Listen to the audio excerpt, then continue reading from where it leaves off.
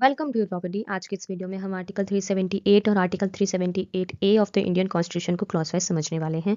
यह articles public service commission की continuity और आंध्र प्रदेश लेजिस्लेटिव असेंबली की स्पेशल ड्यूरेशन से रिलेटेड है। ट्रांजिशन पीरियड के आर्टिकल्स होने के कारण एग्जाम्स में इनका कंसेप्चुअल इंपॉर्टेंस काफ़ी ज़्यादा है। तो चलिए इन्हें समझना शुरू करते हैं, लेकिन उससे पहले आप योर प्रॉपर्टी को सब्सक्राइब कर दीजिए। आर्टिकल 378 समझने से पहले हम इसका बैकग्राउंड समझेंगे।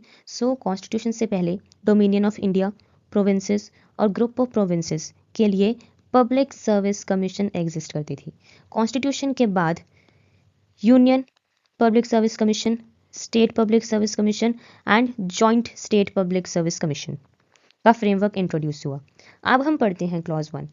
आर्टिकल 378 का क्लॉज 1 जो है ये कहता है कि जो मेंबर्स कॉन्स्टिट्यूशन के कमेंसमेंट से पहले public service commission for the dominion of India के मेंबर थे, वो automatically union public service commission के मेंबर्स बन गए अगर उन्होंने खुद ऑप्ट आउट नहीं किया हो।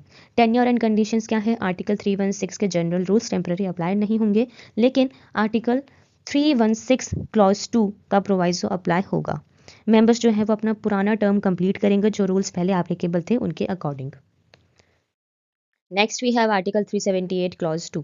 ये कहता है कि जो मेंबर्स किसी प्रोविंस के पीएससी या ग्रुप ऑफ प्रोविंसेस के पीएससी में कॉन्स्टिट्यूशन से पहले मेंबर थे, वो कॉन्स्टिट्यूशन के कमेंसमेंट पर कॉरिस्पॉन्डिंग स्टेट पीएससी या जॉइंट स्टेट पीएससी के मेंबर्स बन गए। इंपॉर्टेंट पॉइंट ये है कि यहाँ भी आर्टिकल 316 का क्लॉज 1 एंड क्लॉज 2 ओवरराइड किए गए। मेंबर्स अपने पुराने टर्म कंप्लीट करेंगे। नेक्स्ट वी हैव आर्टिकल 378 ए। ये कहता है कि इसका बैकग्राउंड समझते पहले स्टेट्स रीऑर्गेनाइजेशन एक्ट 1956 के अंडर आंध्र प्रदेश का फॉर्मेशन हुआ और सेक्शन 28 एंड 29 के थ्रू लेजिस्लेटिव असेंबली कॉन्स्टिट्यूट हुई। आर्टिकल 378 ए जो है ये कहता है कि आर्टिकल 172 नॉर्मली कहता है कि स्टेट लेजिस्लेटिव असेंबली का टर्म जो है वो 5 years from the first meeting होगा, पर आर्टिकल 378 ए एक्सेप्शन क्रिएट करता है।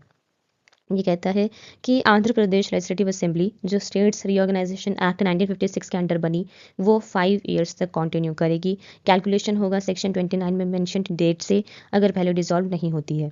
एंड रिजल्ट क्या होगा कि 5 ईयर्स कंप्लीट होते ही असेंबली ऑटोमेटिकली डिसॉल्व हो जाएगी। So this was simple explanation of Article 378 and 378A. If you found this video useful, do not forget to like, share and subscribe your Law Buddy for more such legal content. Thank you.